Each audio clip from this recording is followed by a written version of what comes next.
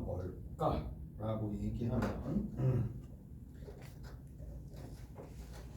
이제 이 경우의 수다라는 게 뭐랑 연결되느냐면 시행이랑 연결이 돼요. 시행이 뭐냐라고 얘기하면 주사위를 던지는 거야. 동전을 던지는 거야.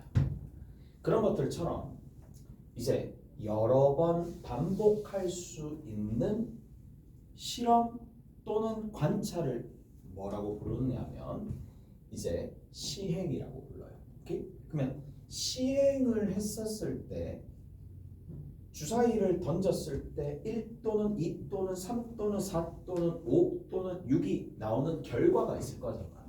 그러니까 그 시행을 통해 가지고 나오는 결과를 우리가 뭐라고 부르냐면 경우라는 얘기야. 오케이? 됐어?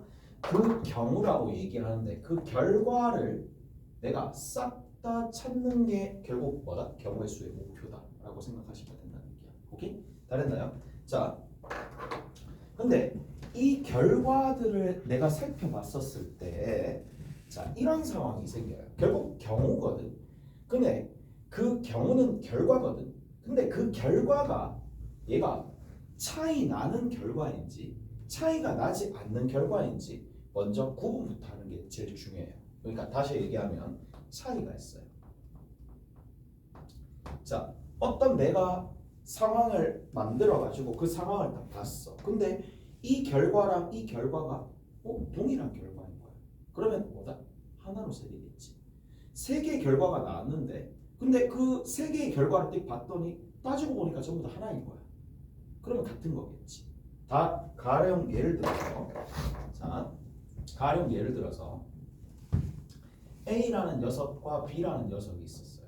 근데 얘를 뭐 한다? 이 A, B들 중에 내가 두 명을 뽑는 거야. 근데 얘를 나열해 봤어. A에서 A 다음에 B가 올 수도 있고 B 다음에 A가 나올 수 있어. 결과는 이렇게 나왔지만 문제는 내가 만약에 그 결과에 그냥 뽑는 거야. 두 명을 뽑는 거야. 두 명을 뽑는 결과지만 두 명을 뽑아. 그러면 서로 배열했었을 때는 다른 결과인데 뽑는 상황에서는 얘랑 얘랑은 뭐다? 같은 결과가 되는 거니까 뭐다? 한 개로 보겠다 이 얘기잖아. 오케이? 따라서 결국에는 가장 기본적인 부분이 뭐냐? 이게 차이가 있느냐 아니면 차이가 없느냐라는 거예요. 차이가 있냐 없냐를 얘를 파악을 하실 수가 있어야 되는 거고 한 가지 더 파악을 하셔야 되는 거고 한 가지 더가 있어요. 그게 뭐냐? 차이가 없으면 차이가 없다라면 얘 같은 경우에는 뭐다? 한 가지로 하나로 본다라는 얘기다. 차이는 없다라면 하나로 본다라는 게 여기에서 제일 중요한 내용 중에 하나예요. 오케이? 알았나요? 이렇게 좀 보시면 됩니다. 차이가 없으면 한 개로 보는 거야. 자, 이게 첫 번째 내용이었고, 자, 그다음 두 번째 봅시다. 자, 두 번째 보면은 우리가 이제 뭘 해줄 거냐? 이렇게 좀 봅시다. 문제는 그러면 내가 어떻게 중복 없이 그리고 빠짐없이 더 넘치지 않게 세마느냐? 결국에는 경우를 세마는 출제 틀이라고 합시다. 그냥 출제 틀이라고 합시다. 자, 출제 틀이 어느 정도 존재하게 될 건데, 자, 출제 틀이 어떻게 존재하게 되느냐? 일단은 우리가 상황을 보면 뭘 알 수가 있느냐면 전체를 알 수 있어요. 시행을 통해서 주사위를 던졌을 때 전체 경우의 수가 6가지인 것처럼 전체를 파악할 수 있어요. 자, 전체가 파악되는 뭔가의 하나의 사건이 시작이 될 거란 말이야. 그런데 자, 그런 시행들 속에서 뭐가 걸리느냐면 전체 안에 제한이 걸릴 거예요. 출제 틀 자체가. 근데 제한이 한 개 걸릴 수도 있고요. 2개 걸릴 수도 있고 등등등 여러 가지가 걸릴 수도 있다는 거야. 자, 이렇게 좀 봅시다. 자,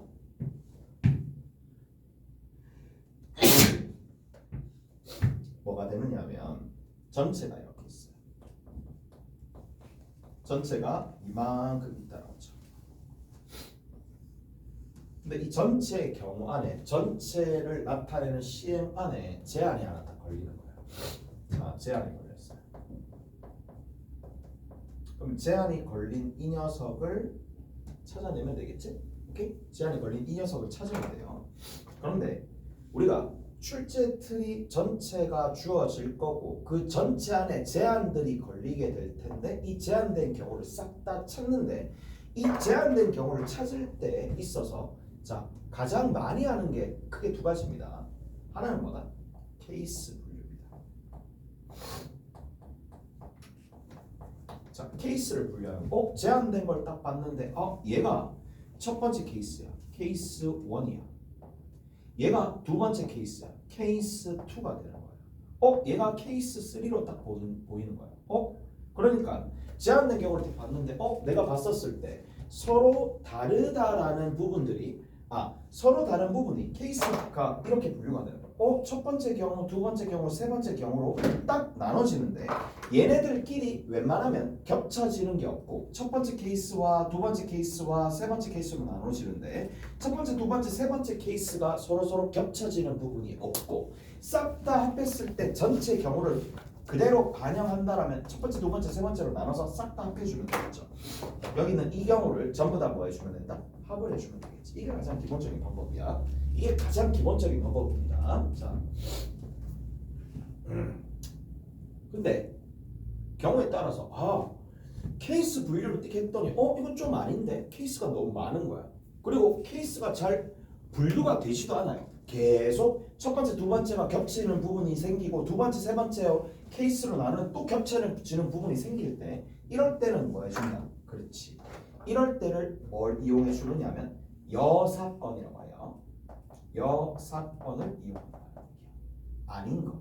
그러니까 제한이 아닌 부분. 얘 제한을 A라고 합시다. 그리고 그게 아닌 걸 A 여집합이라고 합시다. 그래서 사건 A가 여사건을 이용을 해준다라는 얘기야. 오케이? 다랬나요?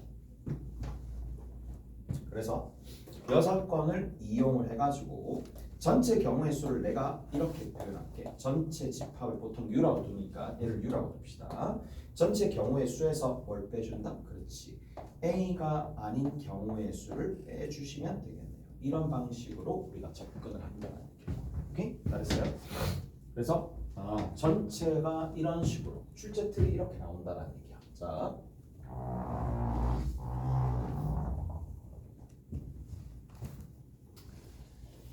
자, 그러면 다른 것들 한번 봅시다. 전체가 이렇게 나왔어요. 전체를 가볍게 U라고 둡시다. 전체를 가볍게 U라고 두는 거고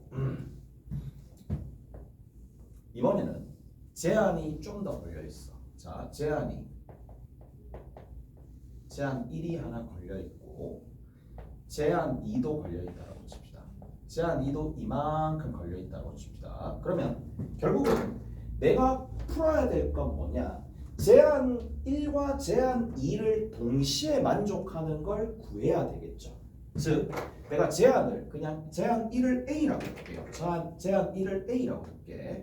자, 제한 2를 B라고 두는 거고 마치 뭐랑 똑같다?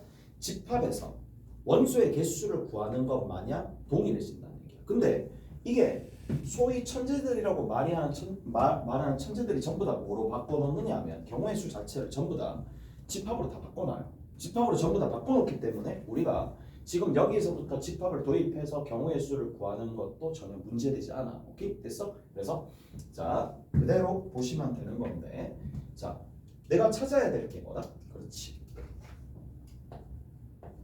A랑 B의 경우의 수를 찾는 거는 교집합의 원소를 찾는 거나 마찬가지예요. 오케이? 근데 교집합의 원소를 찾는 방식이 뭐다? 크게 두 가지라고 했어요. 다시 한번 얘기하지만 케이스 분류하셔도 되겠고요. 그 다음 경우에 따라서는 뭘 이용할 수도 있다? 여사건을 이용해 줄 수도 있다는 얘기야. 근데 이 문제는 케이스 분류가 쉽고 이 문제는 여사건이 쉽고 그게 아니야. 동시에 다 연습을 일단 해보는 거고 이제 그게 누적이 되면 어느 정도 뭐가 안목이 보이겠지. 오케이? 안목이 생길 거야. 얘는 케이스 분류하는 것보다 6건이 더 나을 수도 있고 경우에 따라서는 6건보다는 케이스 분류를 직접 하는 게 훨씬 더 편할 수도 있는 상황인데 자 여기서부터는 케이스 분류를 이렇게 한다는 얘기잖아. 첫 번째 케이스도 두 번째 케이스, 세 번째 케이스 뭐 이런 식으로 나눠준다는 얘기지. 세 번째 케이스, 네 번째 케이스로 직접 나누는데 자 웬만하면 중복이 없어야 되고요. 싹 다 합하게 되면 전체가 나오게끔 만들어 주시면 되더라. 자 근데 봐봐. 이게 케이스를 직접 분류하기가 너무하다. 너무 많다. 겹쳐지는 부분도 많다. 깔끔하게 나눠 떨어지지 않는다. 그럼 6건을 이용할 수도 있다는 얘기야.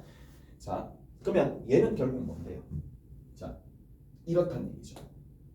A랑 A교 B가 아닌 경우를 찾는 거잖아. 어디에서? 전체 경우에서. 그거를 빼버리면 된다는 얘기겠죠. 오케이? 알았나요? 그러면 얘는 그럼 또 결국 어떻게 구하느냐? 아, 쌤, 얘는요. A의 6건과 B의 6건의 개수를 각각 더하고 난 다음에 맞죠? 뭘 빼주면 되겠어요? 뭘 빼주면 되겠어? 교집합 둘 다 아니었었던 거. 얘도 아니고 얘도 아닌 녀석을 빼주시면 되겠네. 자, 이것도 아니고 이것도 아닌 녀석을 빼주시면 된다라는 얘기겠죠. 그러니까 다시 한번 볼게. 자, 얘가 뭐예요? 얘가 의미하는 바가 A가 아니거나 B가 아닌 녀석의 경우의 수를 구하는 거나 동일할 거고 얘는 얘나 둘 다 겹쳐지는 부분 빼주면 되는 거니까 이런 방식으로 구해내시면 된다라는 얘기겠지. 오케이? 잘했어요? 그래서 이런 방식으로 구해내시면 되더라라는 얘기야. 오케이? 잘했어? 이해되시죠? 자, 경우에 따라서는 몇 개까지? 그렇지. 전체 경우가 있고 전체가 이렇게 있을 거고요. 사건 A가 있을 거고 사건 B가 있을 거고 사건 C가 있을 거고 자 제한이 3개가 걸려 있을 때도 있을 거란 말이야. 제한이 3개가 걸려 있을 때마저도 자 내가 구하는 게 뭐다? 자 N에 A교 B교 C를 구하는 거야. 자 얘를 구하는 데 있어서 뭐 할 수 있다? 여전히 케이스 분류나 아니면 여사건을 이용해 줄 수도 있어요. 케이스 분류나 아니면 여사건을 이용해 줄 수도 있어요. 자, 그런데 뭐 케이스 분류야 그냥 하던 대로 하시면 되는 거고 여사건을 할 때는 좀 주의를 기울이셔야 되겠죠. 자, 여사건을 이용해 준다? 그러니까 A 교집합, B 교집합, C의 여집합의 원소의 개수를 구하는 거잖아. 오케이? 됐어? 그러면 얘는 이렇게 정리가 되겠네. 전체의 경우에서 얘를 빼면 되겠지. 얘를 빼면 되겠죠. 얘를 1번이라고 합시다. 그럼 여기서 1번을 빼시면 된다는 얘기니까 자 얘를 한번 구해봅시다. 그러면 자 A 여합 B 여합 C의 여집합의 원소의 개수가 된다는 얘기고 얘 같은 경우에도 할 수가 있겠지. 그냥 그대로 적을게. 자 A의 여사건과 B의 여사건과 C의 여사건의 원소의 개수를 싹 다 더하고 난 다음에 얘네들 싹 다 더하고 난 다음에 자 뭐 해주면 되는데 A의 여사건 B가 아닌 경우와 B도 아니고 C도 아닌 경우와 그 다음에 C도 아니고 A도 아닌 경우를 각각 전부 다 구해가지고 뭐 해준다? 빼주겠죠. 빼줍니다. 빼주고 난 다음에 제일 마지막에 뭐 해주시면 된다? 셋 다 교집합한 거를 더해주시면 되겠네. 자, 너무 많이 뺐으니까 자, A도 아니고 B도 아니고 C도 아닌 녀석을 뭐 해주면 된다? 자, 얘를 다시 채워주시면 되겠죠. 그래서 이런 방식으로 한 3가지 정도까지는 자, 우리가 여사건을 이용을 해줄 수가 있어요. 겹쳐지는 부분이 이만큼 있을 때 이런 것까지도 이용해 줄 수 있다. 자, 다 됐나요? 이렇게 좀 정리하시면 되겠네. 자.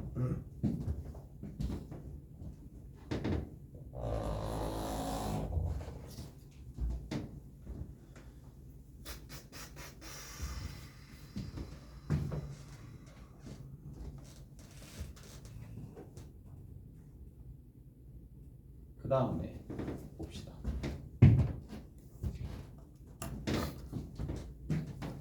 잠깐만 보자.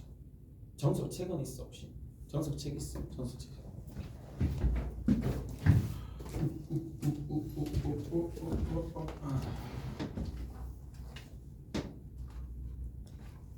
자, 몇 번 한번 보시느냐 하면은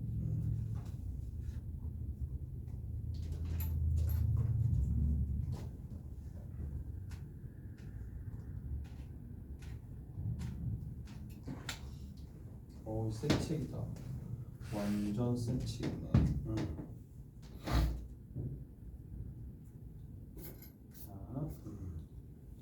자, 뭘 한번 해보면 되겠니?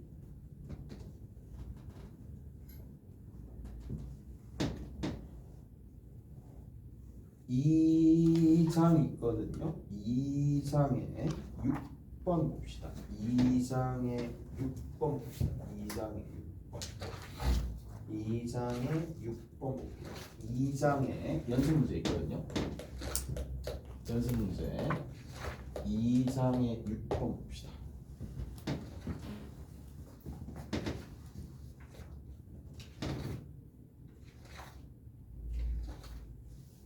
자, 2장 연습 문제 6번에 보면 세 자리 자연수 중에 세 자리 자연수가 있어요.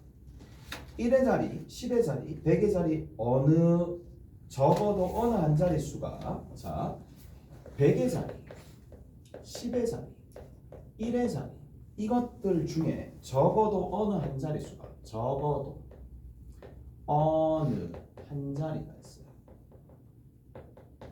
적어도 어느 한 자릿수가 6의 약수인 것의 개수 6의 약수. 자, 6의 약수인 것의 개수를 구하시오 라고 나와 있었다라고 봅시다. 오케이? 잘했나요? 이렇게 되었다고 칩시다. 자, 그렇다면 우리가 여기서 생각을 해봐야 돼. 자, 먼저 전체 규모부터 봅시다. 전체 규모부터 보시면은 전체 규모 알 수 있죠. 100의 자리, 10의 자리, 1의 자리를 결정해 줄 수 있는 전체 경우의 수는 뭐다? 세 자리 자연수잖아. 세 자리 자연수니까 몇 가지가 나오겠어? 당연히 뭐 100부터 999까지다 라고 해가지고 여기서 얘 빼면 얼마 나올까? 900, 899가 되는데 더하기 1을 해서 900을 하셔도 이게 전체가 나오겠죠. 자, 이렇게 접근하는 사람도 있긴 하겠지만 경우의 수 입장에서는 이렇게 생각하시면 되겠네. 자, 여기랑 여기랑 여기가 이렇게 있을 때 100의 자리도 결정을 해야 되고요. 10의 자리도 결정을 해야 되고 1의 자리도 결정을 해야 되는 상황인데 100의 자리가 나올 수 있는 숫자가 누구부터? 1부터 시작해서 9까지고 10의 자리도 얼마? 10의 자리는 1부터 9까지가 아닙니다. 0부터 9까지고 얘도 0부터 9까지가 되는 거고 서로 1, 1, 1처럼 다 되는 겁니다. 오케이? 잘했어? 그래서 뭐가 될 수밖에 없다? 9 곱하기 10 곱하기 10이 되어서 그 결과가 900이 된다라고 얘기해 줄 수도 있겠죠. 오케이? 그래서 전체 경우의 수를 자 100부터 999까지 다 따져 줄 수도 있겠지만 그게 아니라 지금처럼 뭘 이용해서 곱셈을 이용해서 경우의 수로서 직접 구할 수도 있다라는 거. 자, 지금은 전체 규모를 우리가 찾아본 거예요. 전체 규모를 찾아봤는데 자 봅시다. 적어도 하나가 6의 약수가 된다는 얘기야. 그럼 봐봐. 자, 적어도 하나가 6의 약수다라는 거를 내가 6으로 표현해 볼게. 자, 적어도 하나가 6의 약수라는 얘기는 여기가 6의 약수고 6의 약수가 되고 얘도 6의 약수가 되고 얘도 6의 약수가 되는 거야. 이것뿐만 아니죠. 얘가 6의 약수고 얘가 6의 약수고 얘가 6의 약수가 되지 않아도 뭐가 된다는 얘기야? 적어도 하나가 6의 약수인 거야. 그러면 생각을 해봐. 이게 그냥 케이스 나누기에는 어마무시해지겠지. 맞죠? 뭐 왜 얘만 있냐고? 아니지. 중간에 6의 약수 아니고 양 끝에 6의 약수도 될 수도 있고 심지어 6의 약수가 한 개만 있는데 나머지 두 개가 6의 약수가 아닌 경우까지도 있으니까 많잖아요. 그러니까 이건 좀 아닌데 이건 좀 아니야. 맞죠? 이건 좀 아니니까 뭘 빼버린다? 그렇지. 6의 약수가 아니고요.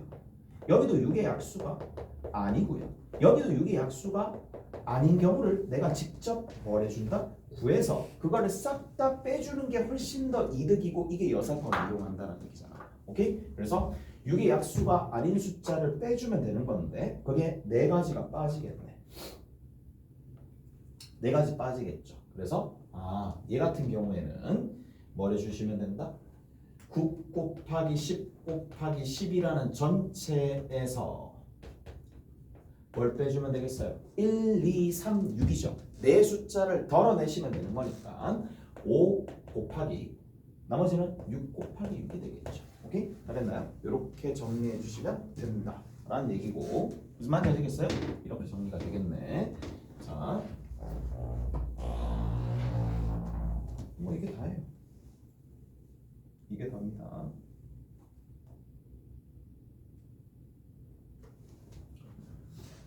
자,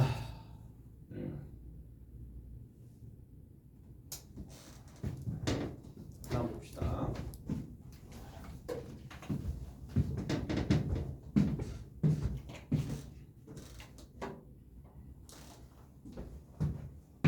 자,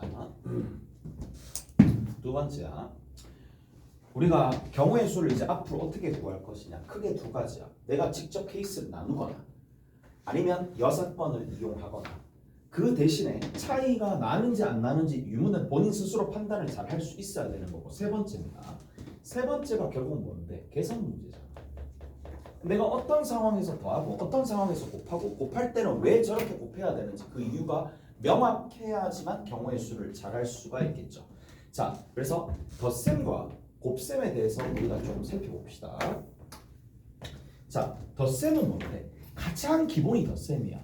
우리가 뭘 해준다고? 기본적으로 모든 경우의 수를 뭐 해주는 건가? 합해준다라는 얘기니까 내가 뭐 해주는데? 케이스를 분류를 합니다. 자, 케이스를 분류하는데 어떻게 분류했느냐? 겹치는 거 없이 자, 뭐가 없이? 자, 여기에서 서로 겹치는 게 없다는 얘기야. 겹치는 게 없어요. 자, 겹침 없는 걸로 바꿔준다라는 거고, 자, 겹침이 없다라는 거를 뭐라고 부르느냐 하면 배반사건이라고 불러요. 자, 그래서 내가 겹침이 없다라는 얘기는 내가 분류를 할 때 모든 그 분류된 사건들이 자, 배반 사건으로 이루어져 있어요. 뭐가 없다? 교집합이 없다는 얘기야.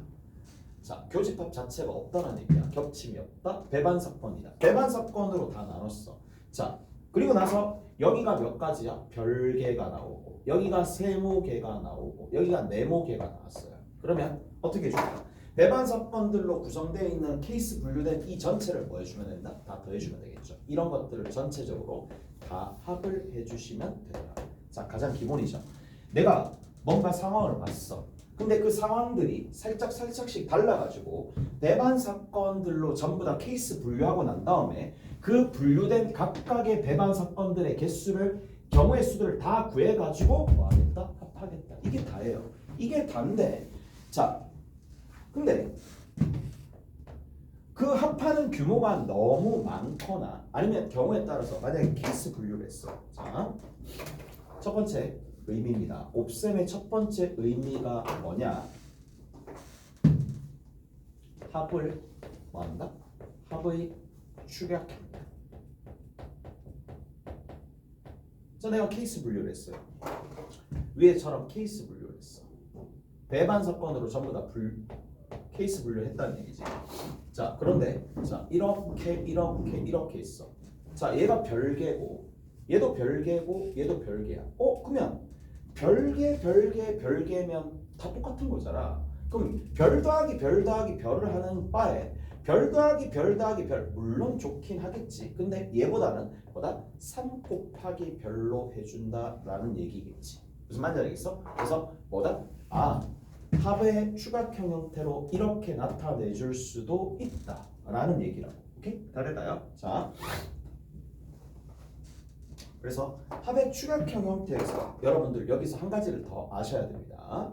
자, 우리가 뭔가 케이스를 분류하다 보면 물길이 흘러가는 모양처럼 물수형 형태처럼 수용도를 그릴 때가 있어요. 자, 수용도를 가지고 내가 딱 봤는데 이 수용도를 봤었을 때 상황은 살짝 달라. 근데 같은 구조라는 게 예상이 된단 말이야. 그래서 수용도 같은 경우에도 여전히 뭐다? 뭐를 이용해서 자, 같은 구조가 파악이 되는 거야. 같은 구조일 거라는 게 파악이 된다라고 친단하면 뭐 할 수 있다? 생략해서 덧셈을 직접 다 하는 게 아니라 뭐로 나타낼 수 있다? 곱셈으로 표현할 수 있다라는 얘기거든요. 그래서 이런 방식으로 접근하는 것도 있어요. 오케이? 됐어? 그래서 합의 추각형 형태로 곱셈을 쓸 때도 있더라라는 얘기입니다. 자, 그다음 두 번째입니다.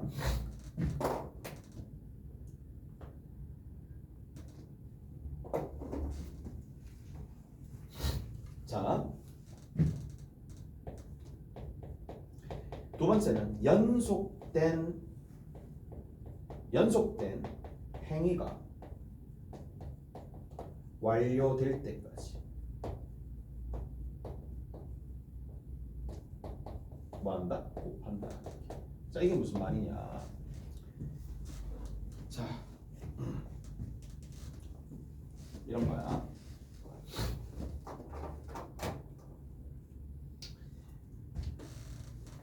그냥 너무 출출한 나머지 이제 치킨집에 갔어. 자, 60개 치킨 갔어. 치킨이 아니고 뭐야? 치킨. 60개 치킨을 갔어. 그러면 자, 여기에도 이런 것들이 있을 거 아니야? 내가 뭔가 메뉴판을 딱 봤어. 근데 내가 지금 목도 마르고 배도 너무 고픈 거야. 그럼 치킨 한 마리에 음료수 하나를 사야 될 거 아니야? 자, 치킨 메뉴판을 보니까 자, 프라이드도 있고 양념도 있고 간장도 있고 반반도 있는 거야.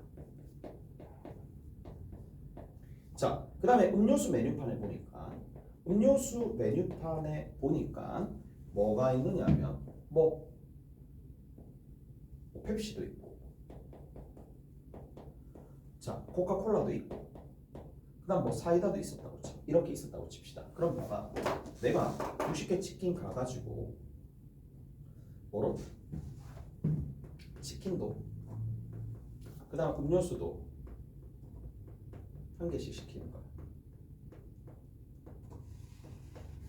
한 개씩 시킨다라는 건데 결국에는 이게 마치 뭐랑 동일할 거냐면 자, 치킨을 시키고 난 다음에 음료수를 시켜야지 완료가 될 거고 음료수를 시키고 치킨을 시켜야지 완료가 되는 상황이니까 이런 상황에서는 우리가 마치 그 상황들의 각각의 상황들을 뭐 해준다? 곱해주면 된다라는 얘기거든. 실제로 생각을 해봐. 프라이드 시키고 펩코사 있는 거나 양념 시키고 펩코사 있는 거나 간장 시키고 펩코사 있을 거고 반반 시키고 펩코사 있는 거니까 결국에는 4 곱하기 3을 한다는 얘기인데 매번 우리가 이렇게 간단하게 생각할 수도 있긴 하겠지만 좀 더 복잡한 상황이 있으면 그냥 얘는 연속된 행위가 완료될 때까지 이루어져야 되는 거니까 그때는 곱해주면 되는 그러한 상황이라서 자, 어떻게 해주면 된다? 그냥 4 곱하기 3을 해주면 되겠죠. 오케이? 그래서 4 곱하기 3을 해주시면 된다 라는 얘기야. 이까지 되시죠? 자, 이까지 얘기가 될 텐데 우리가 은연중에 그럼 생각을 해보자. 이렇게 좀 생각을 해볼게. 치킨을 먼저 선택하고 음료수를 선택하는 거나 아니면 음료수를 먼저 선택하고 치킨을 선택하는 거나 어차피 내가 원하는 건 하나의 세트잖아. 맞죠? 그러면 세트를 완성하는 데 있어서 이게 순서가 있나요? 없나요? 없죠. 자, 다시 여기서 중요한 내용이 있습니다. 덧셈이나 뺄셈, 곱셈 같은 경우에는 뭐가 성립한다? 그렇지. 그 행위의 순서를 뭐 할 수 있다? 교환할 수 있다는 얘기야. 교환 법칙이 성립을 한다라는 얘기가 되는데 자, 교환 법칙 자체가 성립을 하는 거예요. 근데 자, 생각을 해봐. 이게 당연한 거 아니냐. 교환 법칙이 당연히 곱셈이니까 성립하겠지. 문제는 이거를 뭐 할 수 있다? 내가 적절하게 사건의 순서를 조절할 수 있다는 얘기야. 그래서 내가 여기가 뭐로 이용되는데 사건의 순서를 조절할 수 있다는 얘기야. 경우의 수가 쉽게 구해지게끔 사건의 순서를 조절할 수 있다. 이게 여기서 핵심입니다. 덧셈에서는 별로 차이가 안 나. 근데 여기 있는 이 곱셈에서는 임팩트가 진짜 크거든요. 임팩트가 세요. 얘는 세니까 자 이까지도 잘 받아들이셔야 되는 거고 이게 오늘 해야 될 내용들 중에 주된 내용이다 라고 보시면 됩니다. 오케이? 됐어요? 자 그래서 경우의 수를 우리가 어떻게 구할 것이냐 차이의 유무를 잘 따져줄 수 있느냐 그 다음에 두 번째 우리가 구해야 될 상황을 케이스 분류를 잘하느냐 아니면 여사건을 잘하느냐 그런 것들 하나랑 제일 마지막에 뭐다? 덧셈과 곱셈을 할 때 덧셈과 곱셈을 할 때 그런 의미가 어떻게 주어지느냐 그런 것들 잘 살펴보시고 접근하시면 된다. 더라 라는 얘기입니다. 문제 한번 봅시다.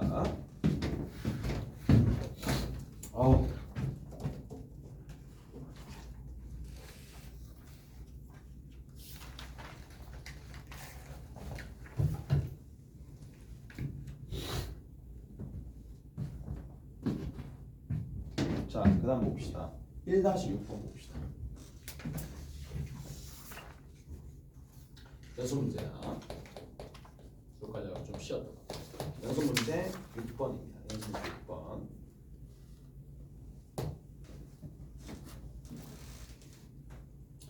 자, 1부터 7까지 숫자가 적힌 빨간색 카드 7장이 있어요.